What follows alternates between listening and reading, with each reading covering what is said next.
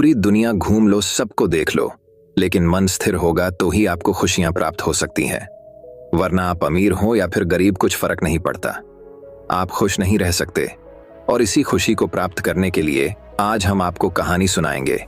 इसी सिख गौतम बुद्ध ने कई सालों पहले उस वक्त की पीढ़ी को क्यों दी थी, इसके पीछे का रहस्य क्या है, आज इसी रहस्य के बारे में हम गौतम बुद्ध की कहानियों के माध्यम से जानेंगे।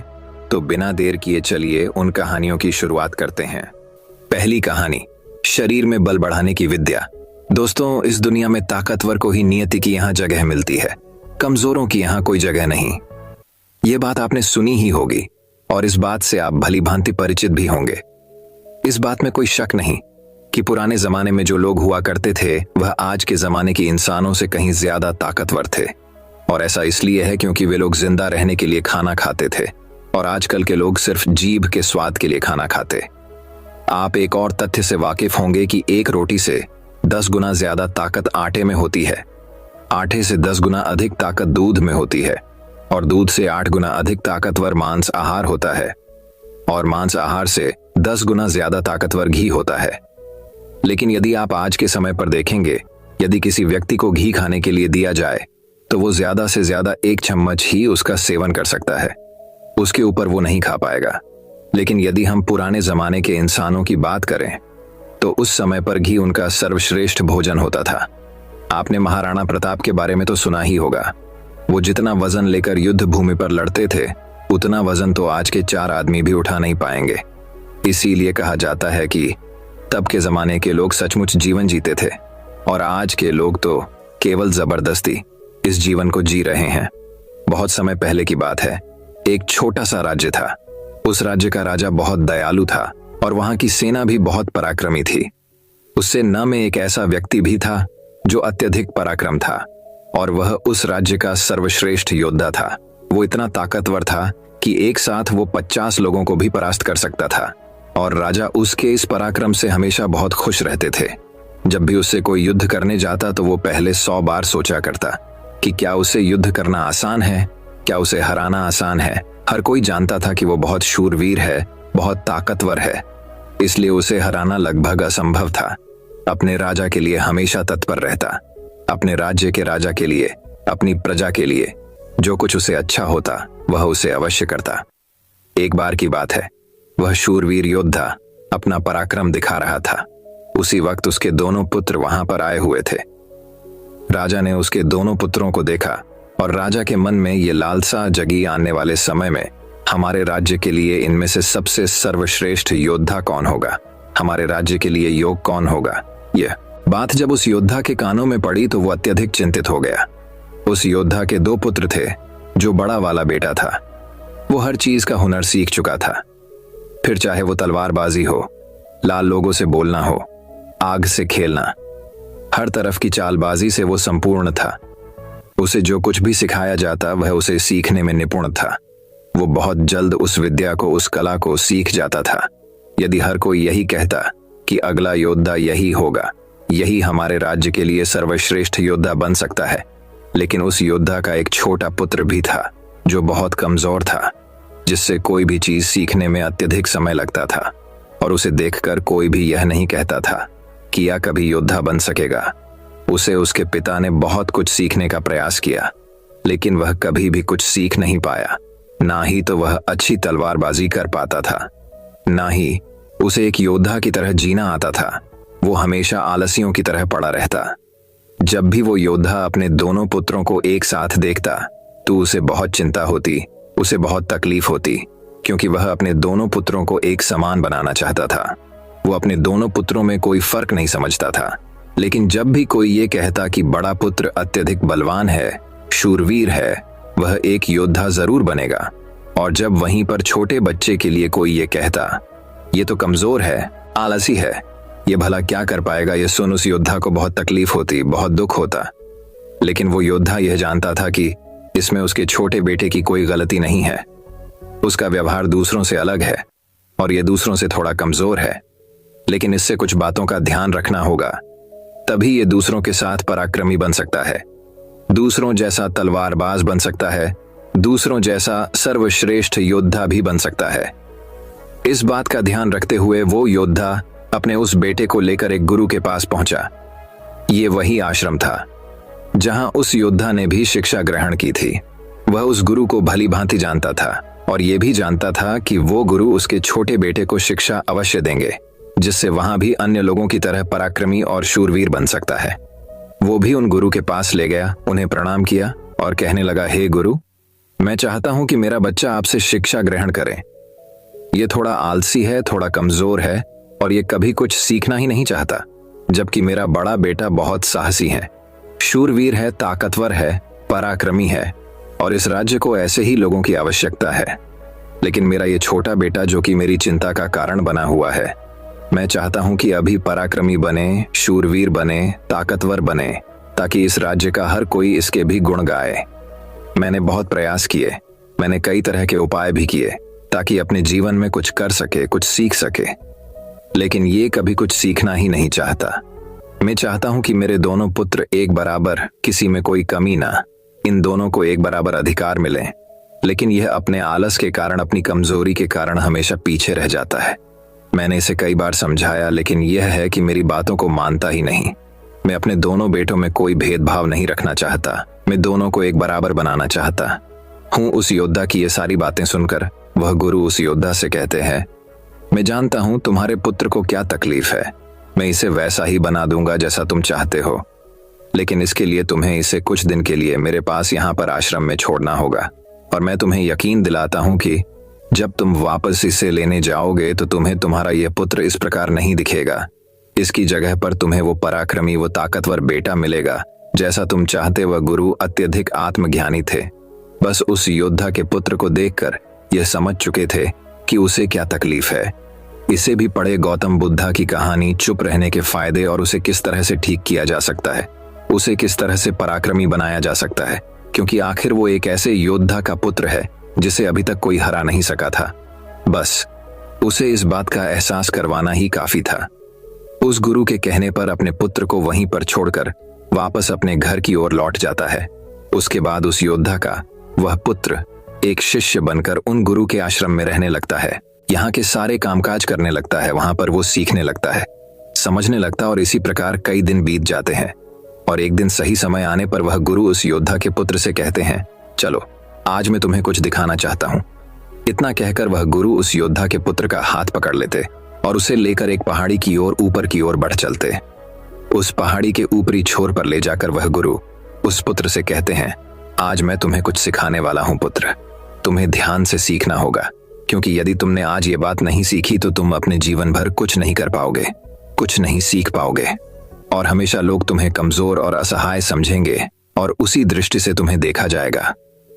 धीरे धीरे कई दिन बीत चुके हैं और अब तुम्हारे घर जाने का वक्त भी करीब आ चुका है, इसलिए आज मैं तुम्हें यहाँ पर लेकर आया हूं ताकि मैं तुम्हें सिखा सकूं, ये समझा सकूं कि तुम इस धरती पर क्यों आए, तुम्हारे आने का क्या कारण है। इतना कहकर वो गुरु उस पुत्र को ऊपर की ओर इशारा करते हुए कहते हैं, ऊपर ध्यान से देखो उस चील को। उस चील ने अपने पंजों में अपना नवजात शिशु रखा हुआ है। वह चील ऊपर की ओर बढ़ती चली जा रही थी, इतनी ऊंची जाती कि बादलों को चीरकर ऊपर बढ़ती ही चली जाती और वहां पर जाकर वो अपने बच्चे को छोड़ दे। यदि वो छोटा सा बच्चा डर गया, उसे इस समय मुक्त चील ने अपने ही बच्चे को इस तरह से नीचे क्यों फेंक दिया। गुरु और शिष्य दोनों इस दृश्य को बड़े ही ध्यानपूर्वक देख रहे थे। जैसे ही उस चील ने अपने उस बच्चे को नीचे की ओर छोड़ा, वो बच्चा तेजी से एक पत्थर की भांति नीचे की ओर गिरता चला जा रहा था। और वह जब तेजी से नीचे आने लगा तो उसने कई बार कोशिश की, कई बार प्रयास किए कि वो अपने पंखों को खोल सके, फड़फड़ा सके, जिससे वह हवा की उस रुख का फायदा ले सके, वह भी उड़ सके। लेकिन उसके कई अथक प्रयास के बाद भी उसके पंख नहीं खुल पा रहे थे और वह एक पत्थर की भांति तेजी से नीचे गिरता चला जा रहा था। जैसे जैसे वो नीचे गिरता जा रहा था, उसकी मां भी ठीक उसके पीछे ही थी। उसने ऊपर से अपने पंजे में फिर एक बार अपने उस बच्चे को पकड़ लिया। एक बार फिर वो चील अपने उस बच्चे को लेकर आकाश में ऊपर ऊंचाई की तरफ बढ़ती चली जाती है और फिर से वो ऊंचाई पर जाकर अपने बच्चे को ठीक उसी प्रकार छोड़ देती है। ये देख उस बच्चे को कुछ समझ नहीं आ रहा था कि आखिरी चील अपने बच्चे के साथ ऐसा क्यों कर रही। यदि उसके बच्चे को कुछ हो गया तो फिर क्या होगा। चील लगातार इसी प्रक्रिया को दोहरा रही थी। गुरु अपने उस शिष्य का हाथ पकड़ते हुए बस पेड़ की ओर आगे बढ़े जहां पर वह चील रहा करती थी, और उस जगह को दिखाते हुए वह गुरु उस पुत्र से कहते हैं कि इस जगह को ध्यान से देख लो। ठीक इसी जगह पर वह चील और उसका बच्चा इस पेड़ पर रहते हैं। तुमने एक बात और गौर की, इस पेड़ पर तुम्हें अनेकों फूल देखने को मिल रहे होंगे, लेकिन जहां पर ये चील और इसका बच्चा रहता है वहां पर तुम्हें एक भी फूल नजर नहीं आएंगे, क्योंकि फूल बड़े ही कोमल होते। और वह चील चाहती तो इन फूलों को अपने साथ जहां पर रहती है उसे रख सकती थी, लेकिन वह जानती है कि फूलों में रहकर उसका बच्चा एक पक्षी बनेगा, लेकिन जब वह कांटों वाले घोंसले में रहेगा तभी एक चील बन पाएगा। और एक चील के बच्चे को हर तरह की यातनाएं बचपन से ही सहनी पड़ती हैं, ताकि वन्य पक्षियों की तरह कोमल न बने, क्योंकि वह एक चील का पुत्र है और उसे चील की तरह अपना जीवन व्यतीत करना है। यदि वो बाकी पक्षियों की तरह बनेगा तो उसमें चील वाले वो स्वभाव नहीं होंगे और ना ही उसे कोई चील का पुत्र कह सकेगा। ठीक इसी प्रकार तुम भी एक शूरवीर योद्धा के पुत्र हो। यदि तुम चाहो तो अन्य लोगों की तरह अपना जीवन व्यतीत कर सकते हो, तुम फूलों का आनंद ले सकते हैं, लेकिन तुम एक योद्धा के पुत्र हो, इसलिए तुम्हें भी कांटों की राहों पर चलना ही होगा। इन कांटों की राह पर चलकर ही तुम अपने आप को मजबूत बना पाओगे, अपने आप को शूरवीर और पराक्रमी बना सकोगे। ठीक वैसा ही ये चील भी कर रही है। वह भी अपने पुत्र को पराक्रमी और शूरवीर बना रही है। वो अपने बच्चे को उड़ान भरना सिखा रही है। वह बार बार जाकर अपने बच्चे को इसीलिए नीचे पटक रही है ताकि उसका बच्चा खुद ब खुद उड़ान भरना सीख ले। जब भी चील किसी को जन्म देती है तो हर बार उसे वही सिखाना चाहती है जो उसने सीखा है। वह एक चील होने का उसे एहसास कराना चाहती है, किंतु यदि वही पुत्र किसी और पक्षी के घर पर जन्म लेता तो उसे इस तरह की यातनाएं न सहनी पड़ती, उसे इस तरह से किसी भी क्रिया से न गुजरना पड़ता। वह फूलों के घोंसले में रह सकता था, वह फूलों में पैदा होता और फूलों में ही खत्म हो जाता।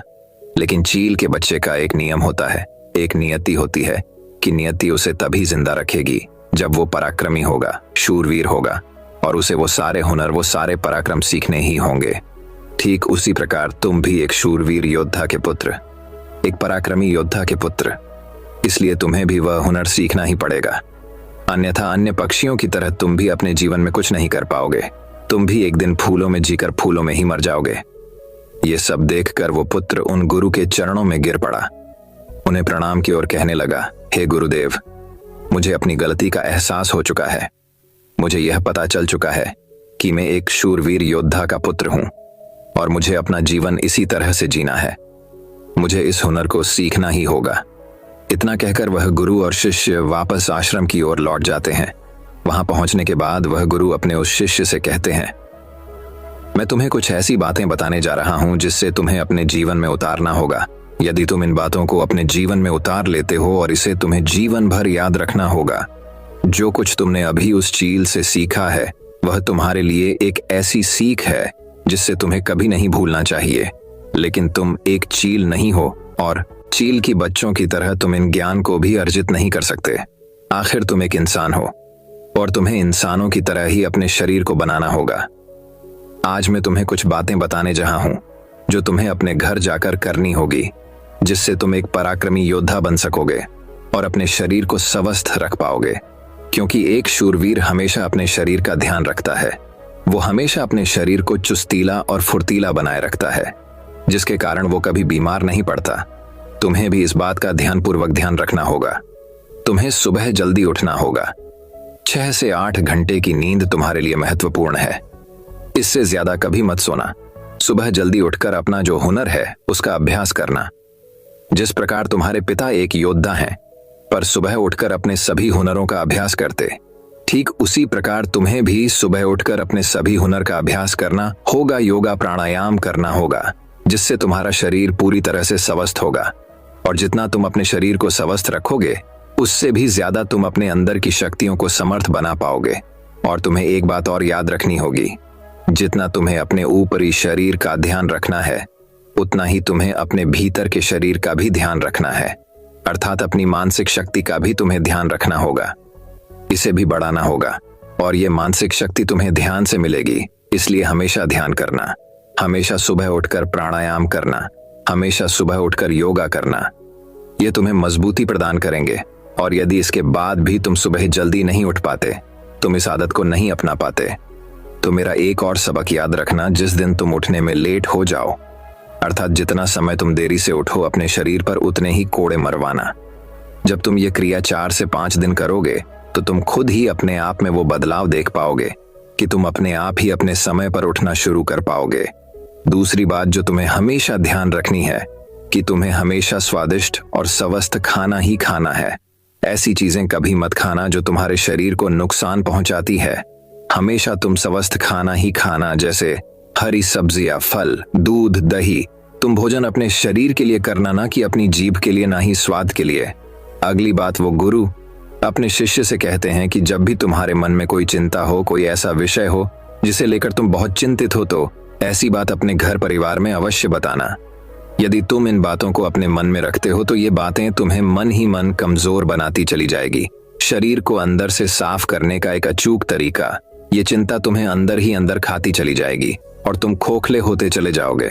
और याद रखना, जब हमारा मन बीमार पड़ता है तो वो हमारे शरीर को भी बीमार कर देता है। इसलिए कोई भी बात कभी छुपा कर मत रखना। हर बात अपने घर वालों और अपने परिवार को अवश्य बताना आगे। वह गुरु अपने उस शिष्य से कहते हैं, हमेशा सकारात्मक सोच रखना, कभी भी नकारात्मक विचार अपने दिमाग में आने गत देना। सबके जीवन में उतार और चढ़ाव तो आते ही रहते हैं। सभी के जीवन में सुख और दुख लगा ही रहता है, कभी अच्छा तो कभी बुरा। जीवन इसी प्रकार चलता है। तुम्हारे जीवन में समय चाहे कैसा भी क्यों ना आए, लेकिन तुम्हें हमेशा एक सकारात्मक सोच ही अपनानी है, जिससे तुम अपने जीवन में आने वाली कठिन से कठिन परिस्थितियों का सामना हंसते हुए और बड़ी ही सरलता से उसका सामना कर सको और जीवन में आगे बढ़ पाओगे। अगली बात जो तुम्हें याद रखनी चाहिए, क्यों तुम्हें हमेशा मुस्कुराते रहना है, क्योंकि एक योद्धा यदि चिंतित हो तो उसका राज्य भी चिंतित हो सकता है। और तुम्हारी मुस्कुराहट से ही सबको ताकत मिलती है। तुम एक शूरवीर योद्धा के पुत्र, तुम्हारी हंसी तुम्हारे चेहरे से अलग नहीं होनी चाहिए। तुम्हारा मुस्कुराते रहना ही तुम्हारे और तुम्हारे राज्य के लिए उचित है, और ये तुम्हारे राज्य को एक सकारात्मक ऊर्जा प्रदान करता है। और तुम्हारा मुस्कुराते रहना तुम्हारे लिए भी अच्छा है। ये तुम्हारे भीतर सकारात्मक ऊर्जा का प्रवाह करता है। गुरु अपने उस शिष्य को आखिरी सीख देते हुए कहते हैं, हमेशा अपने जीवन में दान पुण्य करते रहना, तो इससे कभी पीछे मत हटना। तुमने देखा होगा कि राजा महाराजा ऐसे होते हैं, क्यों दान के समय पर उनसे जो मांगा जाए वो सब देने के लिए तैयार हो जाते, फिर चाहे आप उनका राजपाट ही क्यों ना मांग लें। दान पुण्य करना अत्यधिक जरूरी है, और ऐसा नहीं कि दान में तुम केवल धन ही दो, तुम किसी की मदद भी कर सकते हो। इसलिए दान पुण्य के समय पर तुम्हें कभी पीछे नहीं हटना चाहिए। जब हम दान करते हैं तो हमारे मन में एक अजीब सी खुशी महसूस होती है। हमारा मन बहुत खुश होता है, हम बहुत अच्छा महसूस करते हैं, और ये खुशी हमारे शरीर को और भी ज्यादा मजबूत बनाती है। लोगों में यह गलत धारणा है कि जब हम दान करते हैं तो हमारी संपत्ति घटती है, लेकिन ऐसा नहीं है। जब हम दान करते हैं तो इससे हमारी संपत्ति घटती नहीं, बल्कि बढ़ती चली जाती है। इसलिए दान करने से कभी पीछे मत हटना। जब भी तुम्हें मौका मिले, जैसा भी तुम्हें मौका मिले, तुम दान अवश्य करना। इतना कहकर गुरुवर शांत हो गए और शिष्य उन गुरु के चरणों में प्रणाम करके उनसे कहता है, हे गुरु, आपने जो मुझे शिक्षा दी है, ये शिक्षा मैं अपने जीवन भर याद रखूंगा। इसे मैं कभी भुला नहीं पाऊंगा। हे गुरु, अब मुझे आज्ञा दीजिए। मैं अपने घर जाना चाहता हूँ। अपने पिता की तरह एक पराक्रमी योद्धा बनना चाहता हूँ। इतना कहकर वह शांत हो जाता है और गुरु उसे आशीर्वाद देते हुए उस शिष्य को उसके घर जाने की आज्ञा प्रदान करते हैं। तो दोस्तों, अब चलिए हमारे दूसरे कहानी की शुरुआत करते हैं। दूसरी कहानी दोस्तों बहुत समय पहले की बात है। एक दिन विश्वनगर राज्य का मंत्री माधव बड़ी प्रसन्न मुद्रा में दरबार में आया। उसने बहुत अच्छे कपड़े और गहने पहन रखे थे। उसे देखकर राजा चंद्रसेन बोले, माधव, आज तुम बहुत प्रसन्न दिखाई दे रहे हो, क्या बात है? महाराज, कोई खास बात नहीं है। माधव प्यार से बोला, नहीं, आज मुझे तुम कुछ अलग लग रहे हो। वैसे एक बात है, जब तुम मुझे पहली बार मिले थे तब तुम्हारा व्यक्तित्व बहुत साधारण था। माधव बोला, महाराज, प्रत्येक व्यक्ति समय के साथ बदलता है, विशेषतः जब उसके पास थोड़ा बहुत धन भी हो। मैंने आपके द्वारा दिए गए उपहारों से काफी बचत कर ली है। राजा बोले, तब तो तुम्हें अपनी बचत का कुछ भाग दूसरों को भी देना चाहिए। माधव बोला, महाराज, अभी मैंने दूसरों को देने के लायक पर्याप्त बचत नहीं की है। यह सुनकर राजा ने माधव की दान न करने की प्रवृत्ति के लिए उसे काफी लताड़ा। माधव ने जब देखा कि उसकी बात का राजा बुरा मान गए हैं, तो उसने अपनी गलती स्वीकार करते हुए महाराज से पूछा कि उसे क्या दान करना चाहिए। माधव, तुम एक भव्य घर बनवाओ और उसे दान दो, इससे तुम्हें प्रसन्नता होगी। राजा ने कहा। माधव ने राजा की बात मान ली। अगले कुछ माह तक वह एक भव्य मकान बनवाने में व्यस्त हो गया। जब वह भव्य मकान बनकर तैयार हो गया तो माधव ने मकान के ऊपर एक तख्ती टांग दी, जिस पर लिखा था, यह घर उस व्यक्ति को दिया जाएगा जो अपने जीवन में मात्र उतने में ही प्रसन्नता महसूस करता हो जितना उसके पास है। कई लोगों ने उस तख्ती को पढ़ा, परंतु कोई भी मकान लेने नहीं आया। एक बार एक निर्धन व्यक्ति को उस घर के बारे में पता चला। उसने सोचा कि क्यों न वह उस मकान को प्राप्त करने की कोशिश करे। यह सोचकर वह माधव के घर पहुंचा। उसने बाहर लगी तख्ती को बार बार पढ़ा। उसने सोचा कि लोग कितने मूर्ख हैं जो इस मकान को लेने नहीं आ रहे। वह घर में गया और बोला, श्रीमान, मैंने घर के बाहर टंगी तख्ती को पढ़ा है। मैं दावा करता हूं कि मैं सबसे प्रसन्न व संतुष्ट व्यक्ति हूं। अंततः मैं इस मकान का अधिकारी हूं। इस पर माधव हंसा और बोला, यदि इस घर के बिना तुम प्रसन्न और संतुष्ट हो तो फिर तुम्हें इस घर की क्या आवश्यकता है? और यदि तुम्हें आवश्यकता है तो फिर तुम्हारा दावा गलत है, क्योंकि अगर जो कुछ तुम्हारे पास है तुम उससे संतुष्ट हो तो तुम इसे क्यों मांगोगे? निर्धन व्यक्ति को अपनी भूल का आभास हो गया। उसके बाद उस मकान को मांगने के लिए कोई नहीं आया। अंत में माधव ने सारी कथा राजा को सुनाई। राजा बोले, तुमने एक बार फिर अपनी बुद्धिमानी का परिचय दिया, परंतु अब तुम उस मकान का क्या करोगे? दोस्तों, इस कहानी से हमें यह सीख मिलती है कि हमारे पास जो है उसमें हमें संतुष्ट रहना चाहिए और ज्यादा पाने की लालच में हम जो है वह भी गवा देते हैं। तो दोस्तों, चलिए अब हमारे तीसरी कहानी की शुरुआत करते हैं। तीसरी कहानी दोस्तों बहुत समय पहले की बात है। एक दिन राजा चंद्रसेन ने ऐलान किया कि जो भी मेरे सवालों का सही जवाब देगा उसे भारी इनाम दिया जाएगा। सवाल कुछ इस प्रकार से थे, ऐसा क्या है जो आज भी है और कल भी रहेगा? ऐसा क्या है जो आज भी नहीं है और कल भी नहीं होगा? ऐसा क्या है जो आज तो है लेकिन कल नहीं होगा? इन तीनों सवालों के उदाहरण भी देने थे।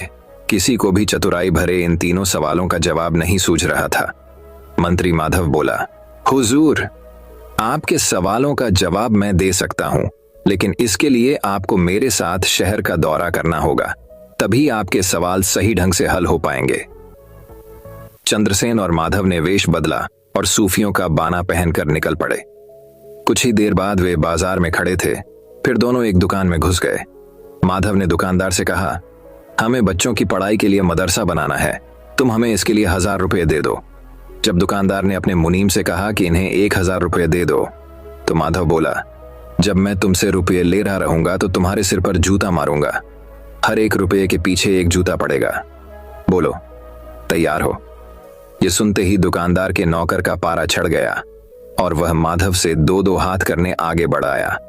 लेकिन दुकानदार ने नौकर को शांत करते हुए कहा, मैं तैयार हूं, लेकिन मेरी एक शर्त है। मुझे विश्वास दिलाना होगा कि मेरा पैसा इसी नेक काम पर खर्च होगा। ऐसा कहते हुए दुकानदार ने सिर झुका दिया और बीरबल से बोला कि जूता मारना शुरू करें। तब माधव व चंद्रसेन बिना कुछ कहे सुने दुकान से बाहर निकल आए। दोनों चुपचाप चले जा रहे थे कि तभी बीरबल ने मौन तोड़ा। माधव, दुकान में जो कुछ हुआ उसका मतलब है कि दुकानदार के पास आज पैसा है और उस पैसे को नेक कामों में लगाने की नीयत भी, जो उसे आने वाले कल भविष्य में नाम देगी। इसका एक मतलब यह भी है कि अपने नेक कामों से वह पुण्य कमाएंगे। आप इसे यूं भी कह सकते हैं कि जो कुछ उसके पास आज है कल भी उसके साथ होगा। यह आपके पहले सवाल का जवाब है। फिर वे चलते हुए एक भिखारी के पास पहुंचे। उन्होंने देखा कि एक आदमी उसे कुछ खाने को दे रहा है और वह खाने का सामान उस भिखारी की जरूरत से कहीं ज्यादा है। तब माधव उस भिखारी से बोला, हम भूखे हैं, कुछ हमें भी दे दो खाने को। यह सुनकर भिखारी बरस पड़ा, भागो यहां से, जाने कहां से आ जाते हैं मांगने। तब माधव राजा से बोला, यह रहा हुजूर आपके दूसरे सवाल का जवाब। यह भिखारी ईश्वर को खुश करना नहीं जानता, इसका मतलब यह है कि जो कुछ इसके पास आज है वो कल नहीं होगा। दोनों फिर आगे बढ़ गए। उन्होंने देखा कि एक तपस्वी पेड़ के नीचे तपस्या कर रहा है। माधव ने पास जाकर उसके सामने कुछ पैसे रखे। तब वह तपस्वी बोला, इसे हटाओ यहां से, मेरे लिए यह बेईमानी से पाया गया पैसा है, ऐसा पैसा मुझे नहीं चाहिए। अब माधव बोला, हुजूर, इसका मतलब यह हुआ कि अभी तो नहीं है, लेकिन बाद में हो सकता है।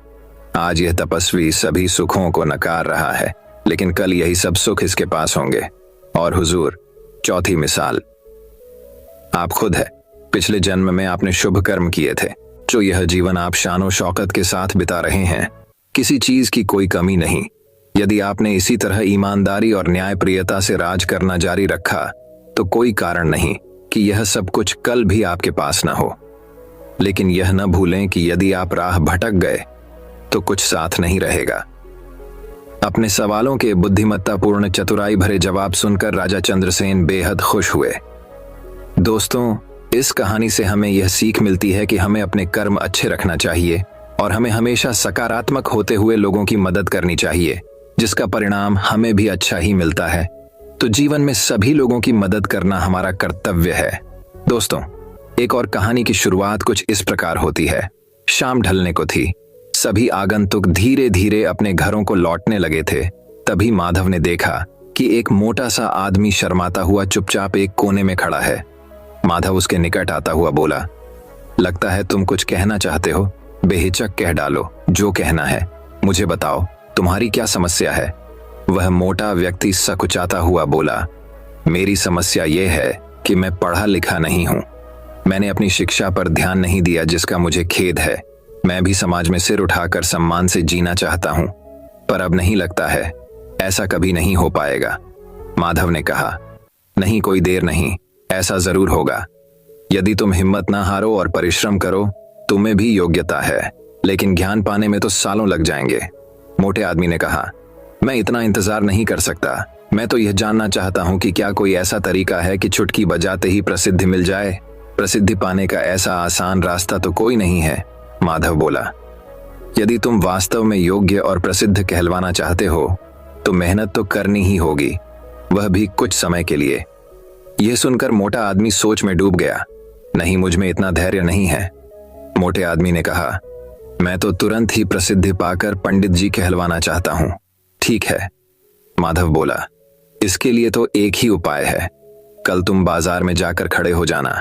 मेरे भेजे आदमी वहां होंगे जो तुम्हें पंडित जी कहकर पुकारेंगे। वे बार बार जोर जोर से ऐसा कहेंगे, इससे दूसरे लोगों का ध्यान इस ओर जाएगा। वे भी तुम्हें पंडित जी कहना शुरू कर देंगे। ऐसा होना स्वाभाविक भी है, लेकिन हमारा नाटक तभी सफल होगा जब तुम गुस्सा दिखाते हुए उन पर पत्थर फेंकने लगोगे या हाथ में लाठी लेकर उनको दौड़ाना होगा तुम्हें।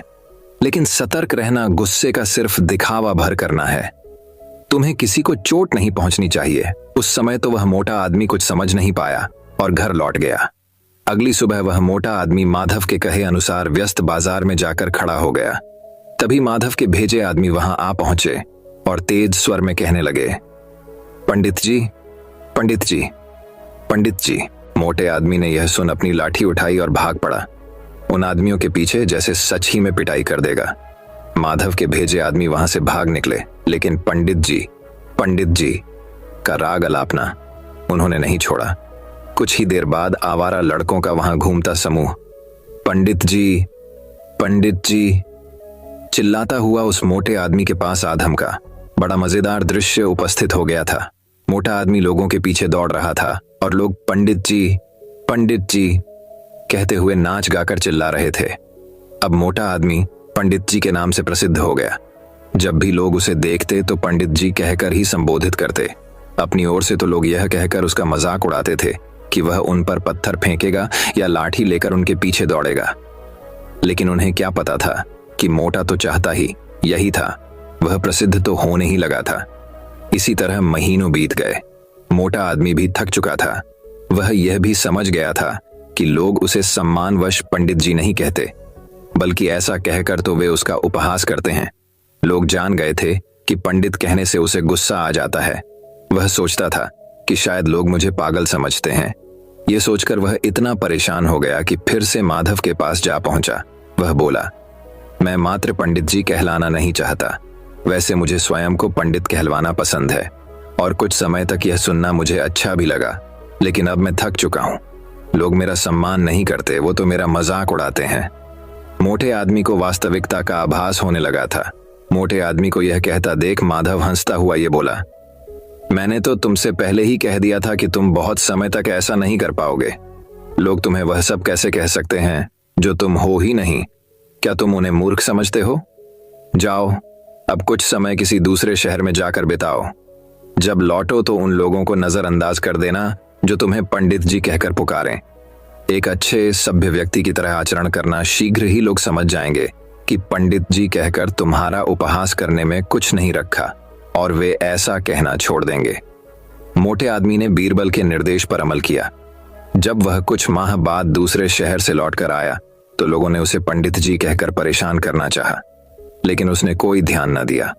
अब वह मोटा आदमी खुश था कि लोग उसे उसके असली नाम से जानने लगे हैं।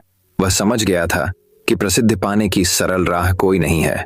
दोस्तों, इस कहानी से यह सीख मिलती है कि जो व्यक्ति जल्द सफल होने का आसान मार्ग ढूंढते बैठ कार्य नहीं करता, ऐसा व्यक्ति जीवन में असफल ही साबित होता है। कार्य करना महत्वपूर्ण है, न कि फल की आकांक्षा करना। तो दोस्तों, अब चलिए हमारे चौथी कहानी की शुरुआत करते हैं। चौथी कहानी। राज्य में रामू और श्यामू नाम के दो भाई रहते थे। वे बचपन से ही कामचोर थे। उनके इधर पड़े रहने के पीछे का कारण उनका आलसी रवैया था। जब भी उन्हें काम करने के लिए कहा जाता तो वे अपने आलसी रवैये के कारण सो जाते थे। रामू और श्यामू की मां उनसे तंग आ चुकी थीं। वह समझ नहीं पा रही थी कि अपने बच्चों को कड़ी मेहनत कराने के लिए उसे क्या करना चाहिए। एक दिन टिम और जॉर्ज आम के पेड़ के नीचे आराम कर रहे थे। कुछ देर बाद उनके बीच में एक आम गिर गया। चूंकि उन दोनों को बहुत आलस्य महसूस हो रहा था, इसलिए उनमें से किसी ने भी आम तोड़ने का प्रयास नहीं किया। वे आम को देखते ही रह गए।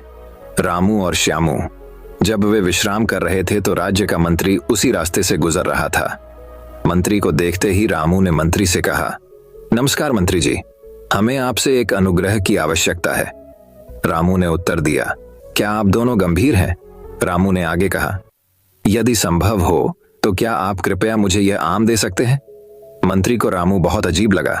उन्होंने कहा, आम आपके सामने पड़ा है, आप इसे स्वयं चुन सकते हैं। रामू ने उत्तर दिया, सर, मेरे लिए यह संभव नहीं है। इसे हासिल करने के लिए मुझे बहुत मेहनत करनी पड़ेगी। यह कैसी मेहनत है?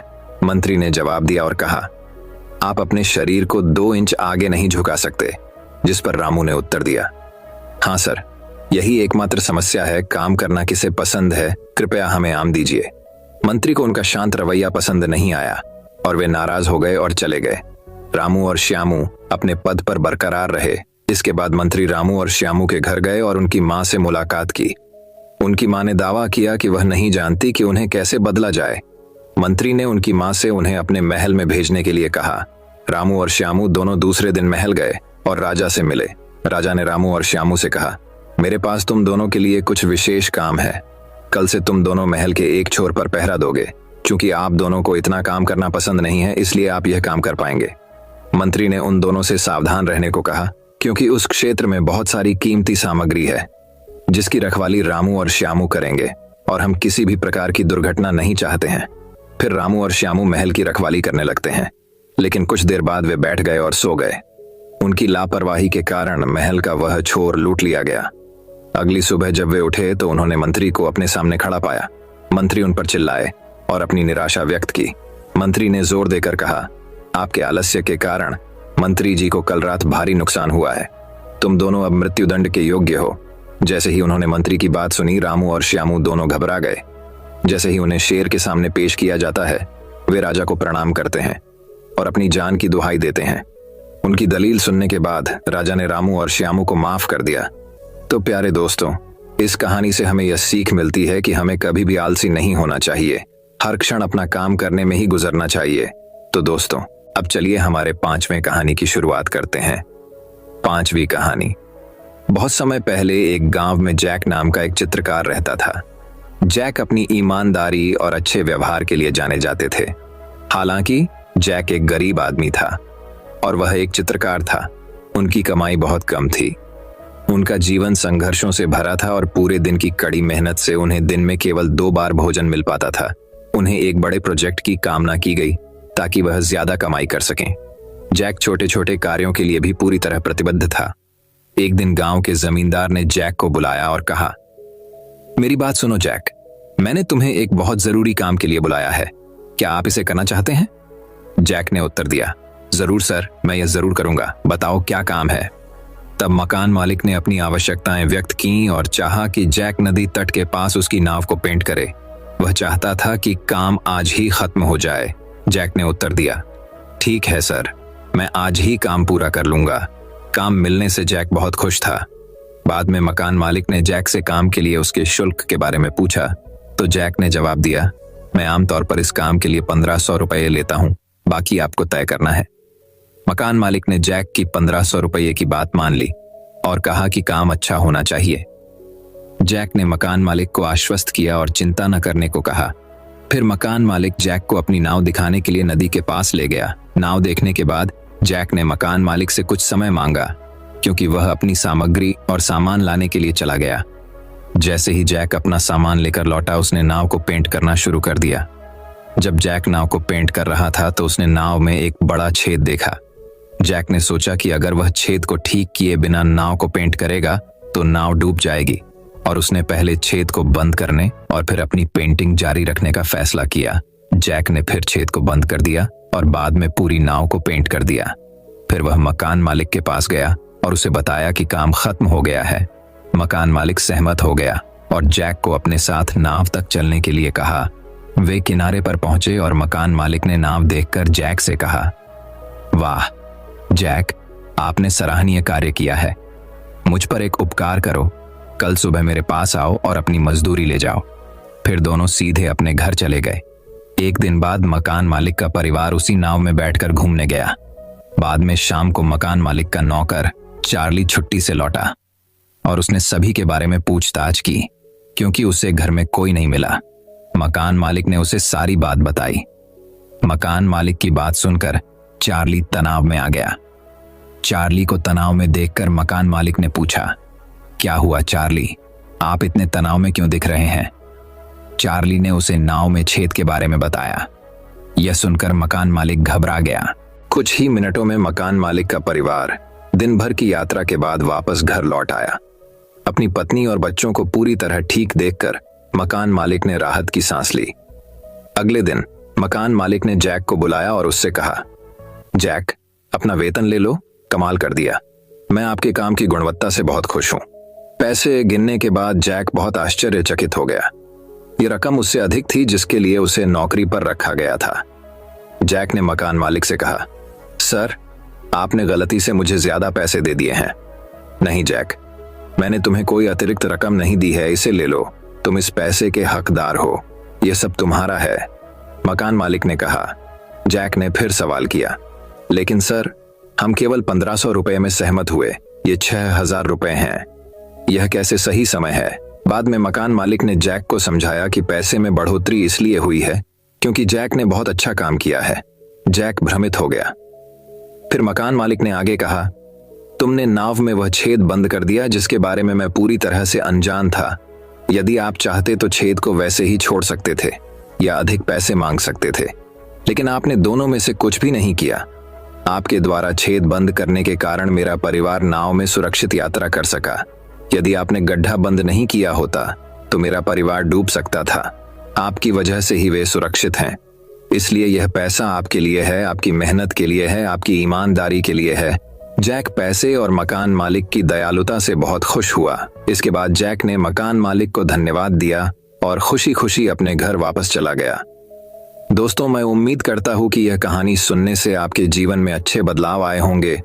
आपको इस वीडियो से क्या सीखने मिला ये कमेंट करके जरूर बताएं और अपने परिवार, दोस्तों या आपके करीबी इंसान के साथ ये कहानी शेयर करके उन्हें भी इस ज्ञान से परिचित करवाएं। बाकी अगर आपको यह वीडियो दिल से अच्छी लगी हो तभी इस वीडियो को लाइक कर देना, और आपने अब तक इस चैनल को सब्सक्राइब ना किया हो तो चैनल को सब्सक्राइब भी जरूर कर देना। आपका हर दिन